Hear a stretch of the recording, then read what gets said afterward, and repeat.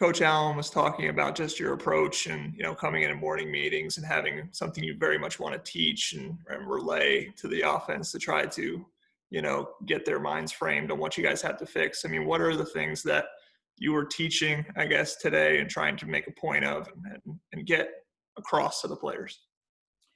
Well, I think you're always, especially on offense, you're trying to eliminate errors. You're eliminating mistakes and specifically unforced errors. When you play, in our conference and you play high level competition, there are going to be errors sometimes that are forced, by the quality of your opponent and the play of the guys you're going against. But the things as an offense that you're trying to eliminate are the unforced errors, which, as we, like I said, I tell you guys every week, we watch the same game that you guys watch. We're on the 8-yard line. We don't handle a snap. It goes over the quarterback's head. We get the ball on the 2, we get a face mask penalty on offense. So now we're bumped back and we end up settling for a field goal.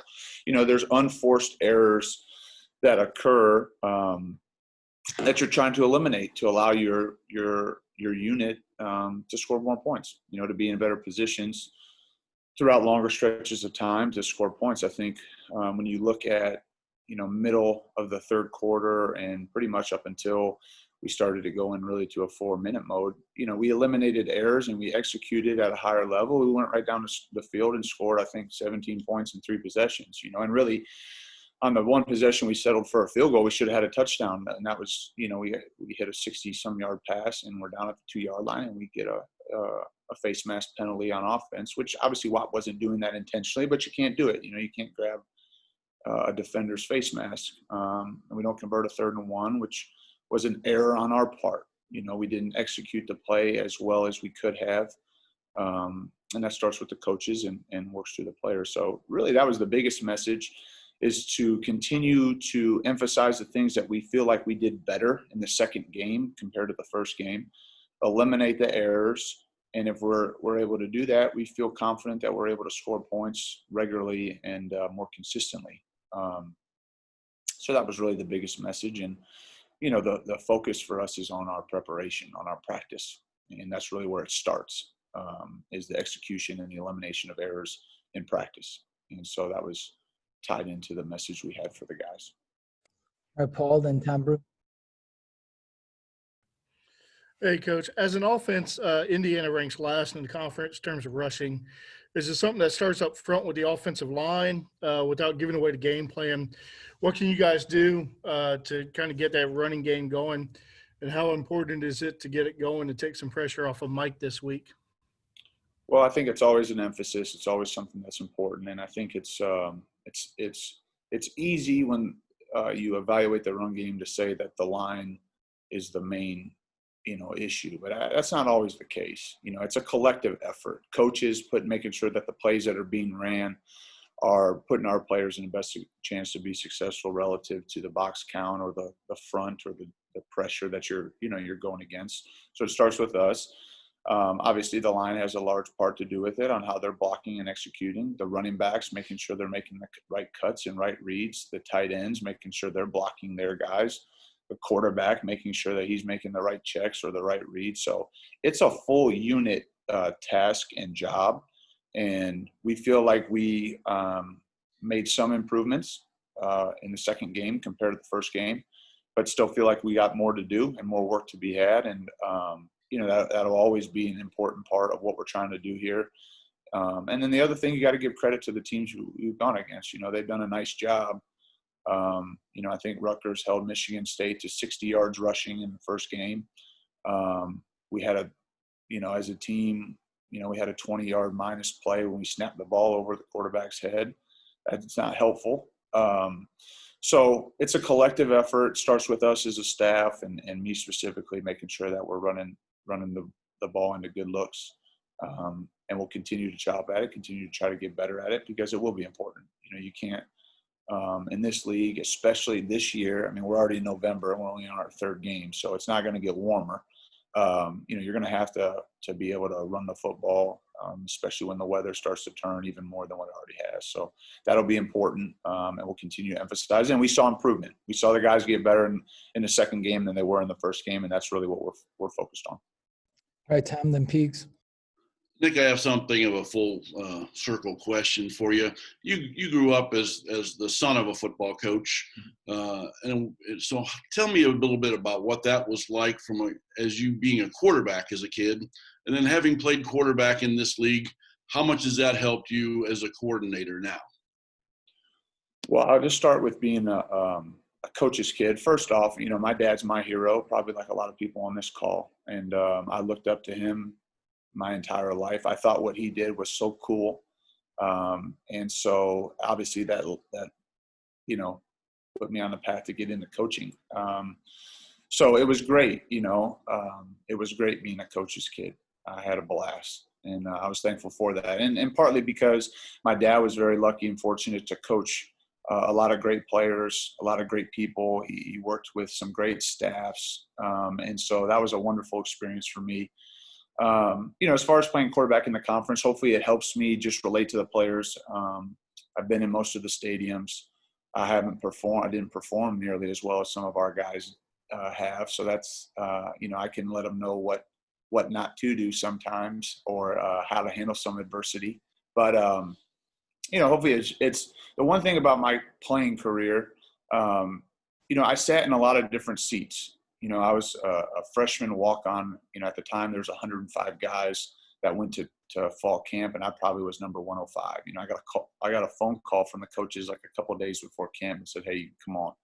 So I was 7th on the depth chart at quarterback. I was on scout special teams. I think I was like the R4 on scout kickoff. I was the PP on scout punt. And I was playing quarterback. I'll tell you a quick funny story. I remember after the first padded practice, my good friend, Mark Moondros, who ended up being a captain, he and I were both walk-ons together. He's a wonderful guy. But he broke his foot. He was like the walk-on running back fullback. He broke his foot in the first practice doing like an agility drill. So I became the scout team fullback. I remember calling my dad. He asked me how it's going. I said, "It's going great." I said, "But if I'm going to have to play fullback, I'm going to have to get a cowboy collar and change my face mask." I was Lamar Woodley and Prescott Burgess and David Harris, guys that played in the NFL. They were, shortening my neck on one back or two back power. So, but the point is, I've sat in a lot of different seats. I've been in a competition and won it. I've been in a competition, I've lost it. I've been benched. I've been put in off the sideline. I've really, at the time, while it might not have been the most pleasant, it was tough at times, but I think it prepared me to be able to relate to the players. So hopefully that served me well. Hopefully the players feel that I know what they're going through, and I know how to push through it and try to continue to work and improve. So, but I've been lucky. I've just, football's a wonderful sport. Coaching's a great profession. I'm very fortunate and lucky. I love coaching here at Indiana and for the people that I get to work with and for. And so I feel very, very blessed. All right, Peegs and Zach. Hey, Coach, I just wondered if you thought there was some real progress by Michael, game 2 versus the opener, when his decision making and throws and so forth. Yeah, Michael played better. There's no doubt about it. He graded out a winner. We still need to, and I'm responsible. We still need to start faster in each half. We need to play more consistently. But I think there was moments in the game on Saturday where we looked like a very good offense. I felt like, kind of midway of the third quarter till, we got up by 3 scores. We looked like a very good offense, in my opinion. We executed. We were able to move the ball. We threw the ball effectively. We had explosive plays. We got the ball to our guys that can make plays. So there was progress, and certainly Michael was a factor in that. Now the charge for not just Mike but everybody is to play more consistently, more often, and we're going to have to do that moving forward for sure. All right, Zach and Jim Coyle. Nick, sorry. So I think you kind of been asked this in a couple different ways, including the last question. But I wanted to ask about Mike's second half in particular. I think he was 9 of 10, 160 some odd yards, 2 touchdowns. Just looked really in command of kind of everywhere the ball needed to go. It felt like he was moving through his progressions quickly. Is that a comfort thing? Is that something you guys discussed at halftime, or is it maybe just again a little bit reflective of not having spring practice, not having a non-conference season, and so some of that needing to happen kind of in real time here early in the Big Ten season? Yeah, well, I think we don't make any excuses for anything, for sure. We're hunting a perfect game. That's what we're looking for. specifically for Mike in the game, and if you guys feel differently, you feel free to tell me. But we had some drops in the first half, and I think from Michael's standpoint, sometimes the ball location or the speed or the pace of the ball, maybe we could do a slightly better job to make it more catchable. But I do think collectively with the throws and the catches, we just were a little bit better. I felt some of the throws early in the game could have been slightly more accurate, and which is going to happen when you play quarterback. I mean, every single throw is not going to always be perfect, although that's what we're trying to do. But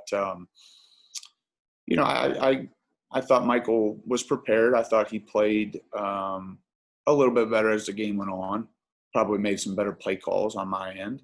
But I thought early in the game there were some throws that I thought Michael made that were quality throws that, for one reason or another, we just didn't come down with it. But certainly proud of the way he finished. He kept playing. He's done that in both games. But I thought relative to last week's game, I thought Michael started off the game a little bit better. It just maybe didn't look that way statistically. All right, Jim, then Tom Brew. Nick, now that we're a couple of games in, are you able to spend a little less time implementing and working on your offense and more game planning towards your opponent, especially when one is like Michigan coming up this week? I know it's difficult with the COVID and not having the practice. It's been a difficult balance for you. Yeah, I think you learn more about your team in games than you do in practice, and so I think each week that we'll learn more about this group specifically. And even though we have some guys coming back, there's still people in different spots. Obviously WAP, we know what WAP can do, and he had a productive game on Saturday, but there's still different people in different spots. And so you're trying to learn more about the team. Even Michael, even though Michael played last year, it's not like he played a ton. And so you're learning more about what Mike likes and the things that he feels most comfortable with each and every game. So I think the fine line for us as coaches is there's a lot of great plays out there. There's a lot. And we do want to be creative, and we want to keep the defense off balance. But we don't want to do that and confuse our own guys. I think that's the fine line. You can shift, motion, do different things, different formations. But if it slows your own guys' thinking process down, then it's not beneficial. So we want to make sure that it's complex enough to keep the defense off balance, without a doubt. We don't want to be a stagnant picture. I always talk about, from an installation standpoint, we don't want to be box number one on the defensive install. We're trying to make sure that the pictures we give them are slightly different or harder to adjust, force the defense to communicate, move their feet, etc. But at the same time, you don't want to confuse your own guys. So, we're looking to continue to expand as we move through the season, to put our guys in the best positions to be successful so that they can play fast and execute. And I think in the second half of the game last week, I think our guys started to do that. I thought they played faster, more confidently. And certainly, I thought the play calls were better. It's fair to say that, they were a little bit more aggressive, and our guys executed in those situations and did a nice job. So execution still is most important, but certainly as coaches, we're doing everything we can to make sure we put our guys in the best position and keep the defense off balance.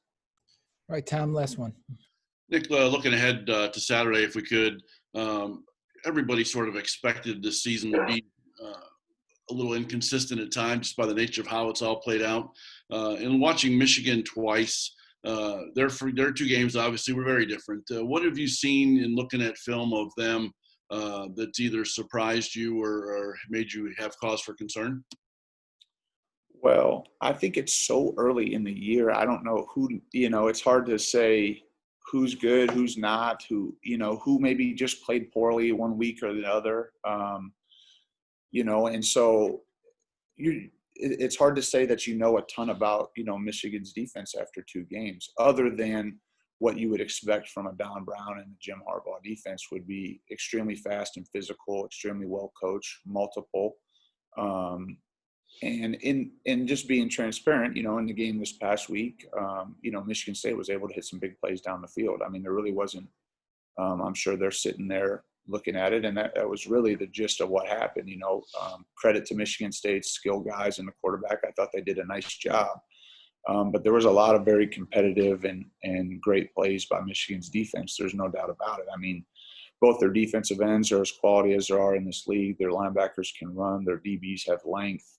And Don Brown's he's a fantastic defensive coordinator. So it'll be a great challenge. We know that. We know they'll be ready to play, as they always are, and they always have been. There's been times since my time here at Indiana that Michigan's defense has been suffocating. And, I'm certain that they feel like that's what they're building towards, and it's so early in the year to say whether or not, maybe Michigan State did a great job, and had a good game and played well. But we certainly expect Michigan's defense to be stout like they always will be, and it'll be a great challenge. And I think our guys are looking forward to the competition, as I'm sure, Michigan's defense and their entire team is.